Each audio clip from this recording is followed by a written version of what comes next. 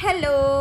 I hope आप सब safe हो, अपने घर में खुश हो, अपनी पढ़ाई पूरी ईमानदारी से कर रहे हो। And I am super excited because आज से हम बायोकेमिस्ट्री स्टार्ट कर रहे हैं और हमारा फर्स्ट चैप्टर है carbohydrates. So with all the positive energy wish me luck, subscribe to my channel and without a further delay let's start.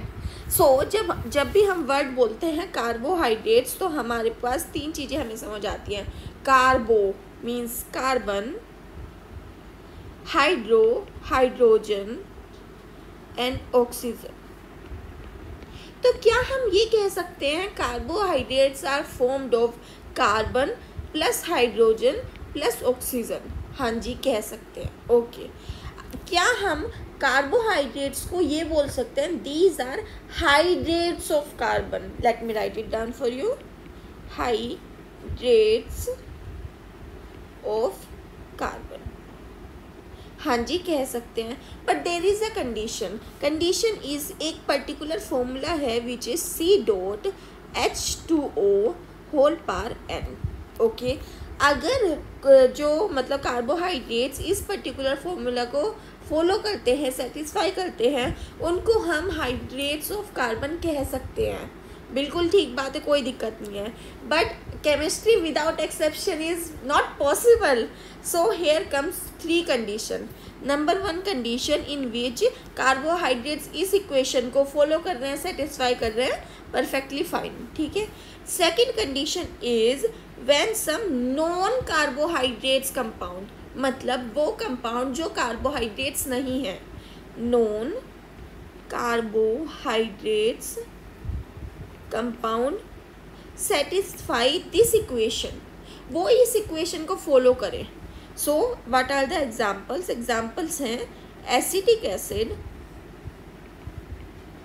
And lactic acid. Now comes the tricky part. अगर हमें सबको पता है acetic acid का formula, lactic acid का formula, but अगर हमसे suddenly viva में पूछ लिया जाए कि एसिटिक एसिड का फॉर्मूला बताओ, हम फंबल करने लग जाते हैं। बट अब हमें ये पता चल गया है ना कि ये इस इक्वेशन को सेटिस्फाई करता है। सो हम कभी ज़िंदगी में नहीं भूलेंगे कि एसिटिक एसिड का फॉर्मूला क्या होता है। एसिटिक एसिड में कार्बन 2 आता है तो फॉर्मूला होगा C2H4O2, फिनिश। और लैक्टिक एसिड में 3 कार्बन्स आते हैं तो it should be C3H6NO3। Okay, इसी के साथ हमारी सेकंड कंडीशन भी फुलफिल होती है। Now the third condition is कुछ कार्बोहाइड्रेट्स जो होते हैं वो दगाबाज होते हैं। वो कार्बोहाइड्रेट्स होते हुए भी इस इक्वेशन को फॉलो नहीं करते, है ना। तो उनके एग्जाम्पल्स क्या हैं? उनके एग्जाम्पल हैं रेनो, hexoses and hexoses and deoxyribose। अब इनके फॉर्मूलाज कैसे लर्न करें? हमें ये पता है हेक्सोसिस मतलब 6 carbon, so the formula should be C6H12O6। Ideally तो ये होना चाहिए था, बट हमने बोला कि ये सेटिस्फाई नहीं करते, सो यहाँ पर 6 में से -1 कर देंगे तो यहाँ पर हम 5 लिख देंगे, तो ये इक्वेशन कट होकर C6H12O5 हो जाएगी। And this is the formula of renohexosis. Okay, now deoxyribose, ribose means carbon 5 carbons, so ideally इसकी इक्वेशन होनी चाहिए थी C5H10O5, बट यहाँ पर तो ये फॉलो नहीं कर रहा है तो हम यहाँ पे -1 कर देंगे तो इक्वेशन बन जाएगी C5H10O9। Okay, so these are the 3 conditions hydrates of carbon से रिलेटेड। नाउ हमने कार्बोहाइड्रेट्स को देखा कि carbon plus hydrogen plus oxygen या हाइड्रेट्स ऑफ कार्बन कह सकते हैं, but what would be the latest, most appropriate, most precise definition of carbohydrates? So the most precise definition of carbohydrates is I will be denoting carbohydrates by CH. Okay, carbohydrates are aldehyde or ketone derivatives, okay, of polyhydroxy alcohol. अब ये तो मतलब definition वाली बात हो गई, rectification वाली। अब इसको प्रैक्टिकली कैसे समझें, हम इसको इसके स्ट्रक्चर से समझेंगे। देखिए कैसे। हमें ये पता है कि कार्बोहाइड्रेट्स में या तो एल्डिहाइड ग्रुप होगा या कीटोन ग्रुप होगा। तो यहाँ पर हमें दो एग्जाम्पल समझने पड़ेंगे, एक एल्डिहाइड ग्रुप का और एक कीटोन ग्रुप का। सबसे पहले हम एल्डिहाइड ग्रुप का एग्जाम्पल देखते हैं। हमें पता है एल्डिहाइड ग्रुप आता है ग्लूकोज में, तो हम ग्लूकोज के स्ट्रक्चर से इस चीज़ को समझेंगे। ग्लूकोज 6 कार्बन रिंग होती है। Let's draw 1 2 3 4 5 6। ठीक है। नाउ अब हमें ये पता है कार्बन नंबर 1 पर एल्डिहाइड ग्रुप लगेगा, हमने यहाँ पर एल्डिहाइड ग्रुप लगा दिया है। ठीक है। नाउ हमें ये चीज़ पता है कि ग्लूकोज के थर्ड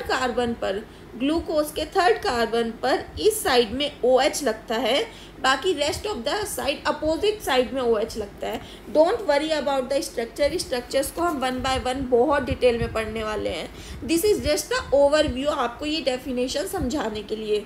सो हमने क्या किया, एल्डिहाइड ग्रुप यहाँ पर अटैच कर दिया, थर्ड कार्बन पर OH नीचे की तरफ कर दिया, तो रेस्ट ऑफ द जगह हम ऊपर की साइड OH लिख देते हैं और इसमें हम यहाँ पर लिख देते हैं। ठीक है। सारे कार्बन पर OH मतलब पॉलीहाइड्रोक्सी एल्कोहल्स आ चुके हैं, और एल्डिहाइड और कीटोन में से एल्डिहाइड ग्रुप आ चुका है, मतलब ये एक कार्बोहाइड्रेट्स बन चुका है। Let's satisfy it's valency.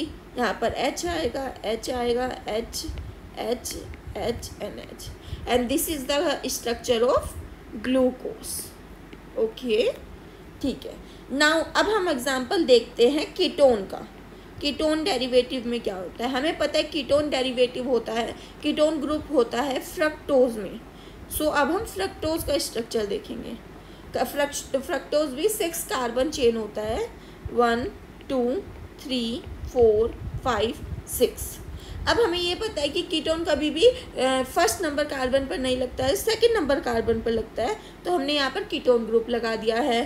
Third number carbon पर हमें पता है कि नीचे की साइड OH ग्रुप आता है, तो हम वो लगा देते हैं।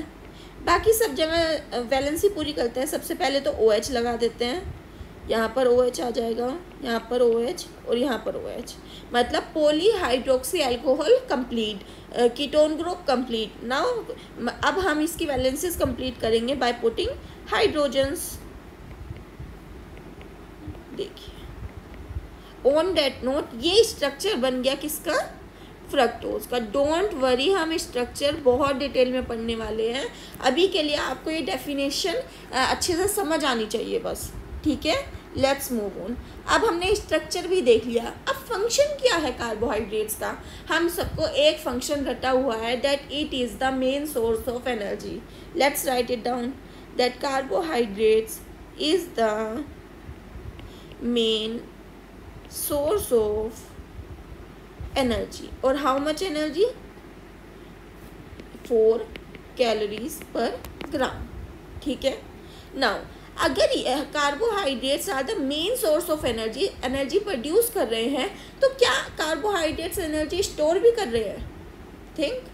हाँ जी, कार्बोहाइड्रेट्स एनर्जी स्टोर करते हैं किसकी फॉर्म में, ग्लाइकोजन की फॉर्म में। यही हमारा सेकंड फंक्शन हो गया, that carbohydrates store energy in the form of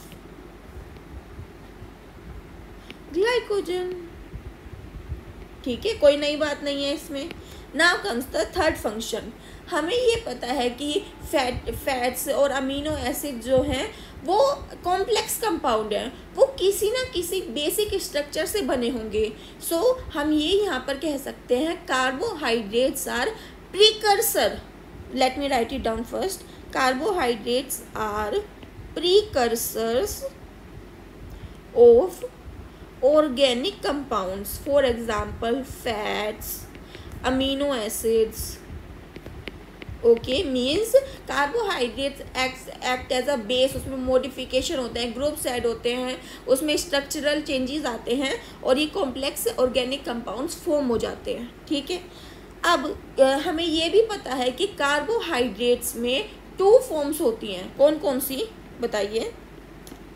carbohydrates 2 form में एग्जिस्ट कर सकता है, ग्लाइको प्रोटीन एंड ग्लाइकोलिपिड्स, है ना। अब ये जो ग्लाइकोप्रोटीन एंड ग्लाइकोलिपिड्स, इनका फंक्शन क्या है?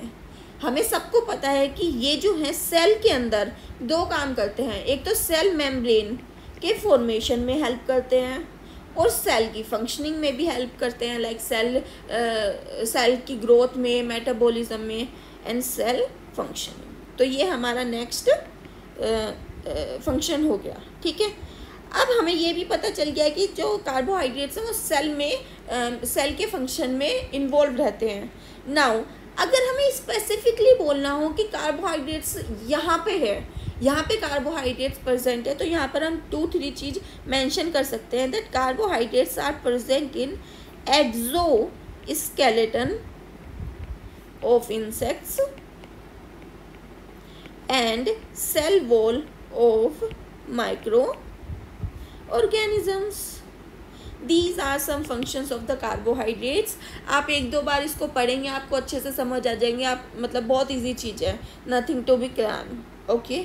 नाउ हमने हमेशा ये चीज़ सुनी है कि carbohydrates are also called at sugars, है ना, सुना है सबने। बट हम कार्बोहाइड्रेट्स को शुगर कब बोलेंगे? हर कंडीशन में तो कार्बोहाइड्रेट्स शुगर नहीं होंगे। सो देयर आर 2 कंडीशन जब हम कार्बोहाइड्रेट्स को शुगर बोल सकते हैं। These are number 1 when they are soluble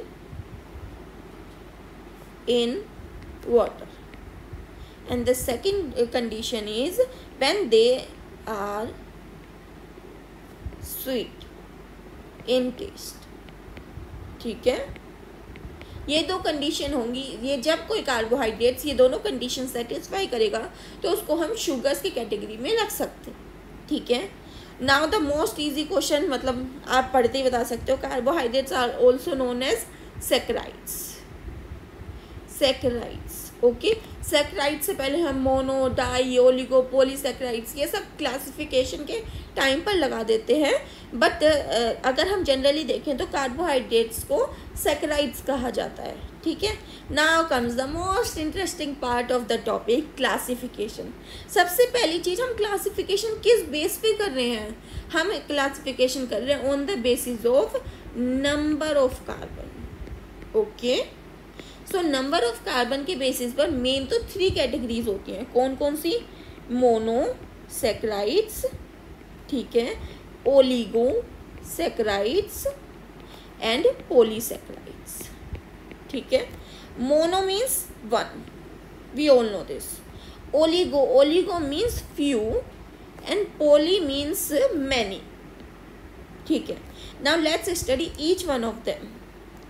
अगर हम मोनोसैकराइड्स की बात करें तो monosaccharides are the simplest sugar. Monosaccharides are the simplest sugar. अगर ये सिंपलेस्ट शुगर हैं तो these can not be hydrolyse further, okay. Hydrolyse नहीं हो सकती, can not be hydrolyse further. और monosaccharides are also known as sugars, okay. Now अगर हम मोनोसैकराइड्स का क्लासिफिकेशन करें तो हमारे पास 2 बेसिस हैं। Number first basis is on the basis of functional group, ठीक है। अब हमने सबसे पहले जब कार्बोहाइड्रेट्स की डेफिनेशन पढ़ी थी तो हमें पता था 2 फंक्शनल ग्रुप थे, या तो एल्डिहाइड ग्रुप था या कीटोन ग्रुप था। तो यहाँ पर फंक्शनल ग्रुप कौन कौन से आ सकते हैं? या तो एल्डिहाइड ग्रुप आ सकता है या कीटोन ग्रुप आ सकता है, ठीक है। जब एल्डिहाइड ग्रुप प्रेजेंट होगा, late me write it down, aldehyde group present होगा तो उसको बोलेंगे एल्डोजिस। जब कीटोन ग्रुप प्रेजेंट होगा उसको बोलेंगे कीटोसिस, ठीक है। Now what are the examples भी हमने स्ट्रक्चर में देखे थे। एल्डोजिस का एग्जांपल था ग्लूकोज एंड कीटोसिस का एग्जांपल था फ्रक्टोज, ओके। नाउ अब हमें ये देखना है कि classification on the basis of number of carbon. Number of carbon के बेसिस पर 3 कार्बन होंगे तो ट्रायोसिस, 4 कार्बन होंगे तो टेट्रा, 5 कार्बन होंगे तो पेंटा, 6 कार्बन होंगे तो हेक्सा एंड 7 कार्बन होंगे तो हेप्टा। अब हमें ये दोनों क्लासिफिकेशन समझ आ गए, एक तो फंक्शनल ग्रुप है और एक नंबर ऑफ कार्बन के बेसिस पे है। अब इनका सिग्निफिकेंस क्यों है, सिग्निफिकेंस क्या है, क्यों हमने ये क्लासिफिकेशन किए, क्यों पढ़ रहे हैं हम। देखो, हमने हमेशा ये सुना है कि glucose are known as the aldohexoses. Now ये टर्म कहाँ से आई, एल्डो आई classification on the basis of functional group से, और हेक्सोजिस कहाँ से आया, classification on the basis of carbon से। ठीक है, सिमिलरली फ्रक्टोज के लिए टर्म यूज होती है कीटो हेक्सोजिस। सो कीटो कहाँ से आया, ketoses on the basis of functional group, and hexoses classification on the basis of number of carbon. तो ये this is all about the monosaccharides. आगे हम डिटेल में पढ़ेंगे। फॉर नाउ हमें इतनी चीज़ें मोनोसेक्राइड्स के बारे में पता होनी चाहिए। ठीक है, let's move on to oligosaccharides. Oligosaccharides मतलब जब ओलिगोसेक्राइड्स का हाइड्रोलाइसिस हो तो 2 to 10 कितना 2 to 10 मोनोसेक्राइड्स आए। ठीक है, on hydrolysis 2 to 10 monosaccharides are released. ठीक है, तो उसको बोलेंगे हम ओलिगोसेक्राइड्स। और ओलिगोसेक्राइड्स को हम फर्दर डिवाइड कर देते हैं। अगर 2 मोनोसेक्राइड्स रिलीज हो रहे हैं तो हम बोल देंगे डाइसेक्राइड्स, 3 हो रहे हैं तो ट्राइसेक्राइड्स, 4 हो रहे हैं तो टेट्रासेक्राइड्स। सो इस तरह से ओलिगोसेक्राइड्स को हमने फर्दर सब डिवाइड किया है डाइसेक्राइड, ट्राइसेक्राइड, टेट्रासेक्राइड्स एंड सो ऑन में। ठीक है, ओलिगोसेक्राइड्स में जब ओलिगोसेक्राइड्स वो होते हैं जब किसी ओलिगोसेक्राइड को हाइड्रोलाइज किया जाए और 2 to 10 मोनोसेक्राइड्स रिलीज हो। ठीक है, now what about the polysaccharides, as the name suggest polysaccharides means many. जब किसी पॉलीसेक्राइड को हाइड्रोलाइज किया जाए और बहुत सारे monosaccharides, many monosaccharides are released on hydrolysis, तो उसको हम क्या बोलेंगे, polysaccharide. Now there is a important statement about polysaccharide that these form